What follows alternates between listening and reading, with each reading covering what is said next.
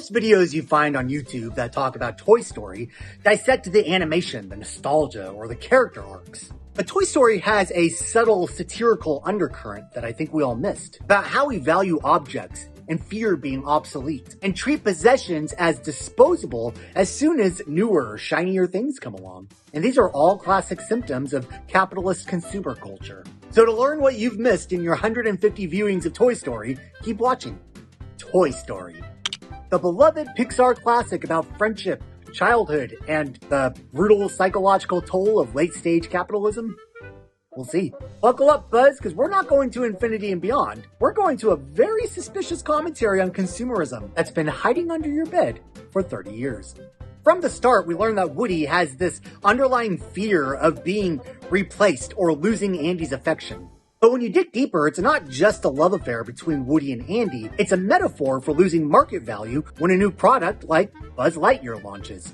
Throughout Toy Story, he seems to harbor a deep jealousy of Buzz, but that is not his only issue. Woody is actually having a full-blown career crisis. Woody is Andy's favorite, the employee of the month, if you will.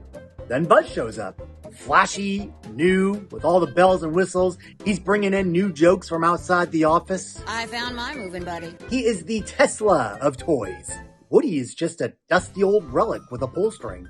But Woody isn't the only one with a problem. Buzz Lightyear, the delusional foot soldier on the Space Ranger Industrial Complex. Buzz literally thinks he is the product, not a product.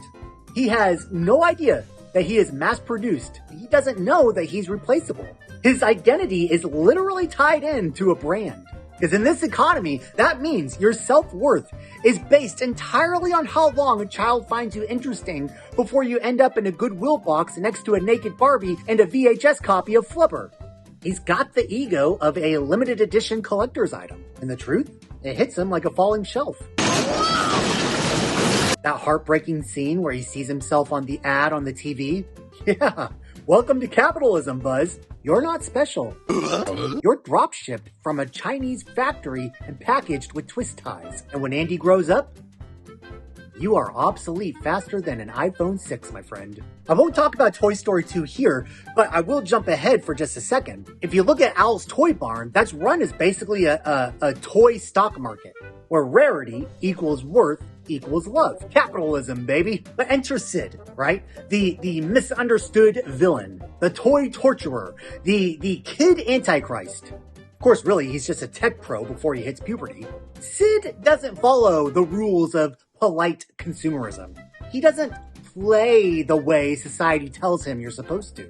He modifies his toys. He breaks them, he builds them, he hacks them together like a bootleg Frankenstein. Honestly, Sid is not evil. He's a maker, a disruptor, a one-man Etsy shop of horrors. And how does the Toy Society treat him? He's the neighborhood menace with a buzz cut, no pun intended, with a future in either engineering or prison. Of course, we all know where he actually ended up.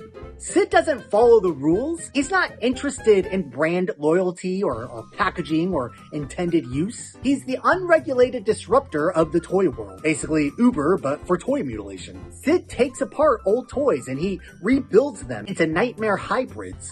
And you know what? That's just creative recycling. The rest of the toys fear him because he is anti-consumerism in its rawest form. Why buy new toys when you can Frankenstein old ones? Sure, his room looks like a Saw movie for action figures, but economically speaking, Sid is sustainable.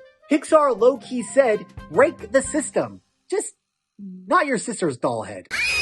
And let's not forget the emotional manipulation built into this entire universe. Toys, they don't want freedom. They don't want rights. They just want to be owned. Their highest aspiration is to be used. Loved, yes, but also controlled, picked, possessed. Like, think about it. They literally panic when they're not being exploited.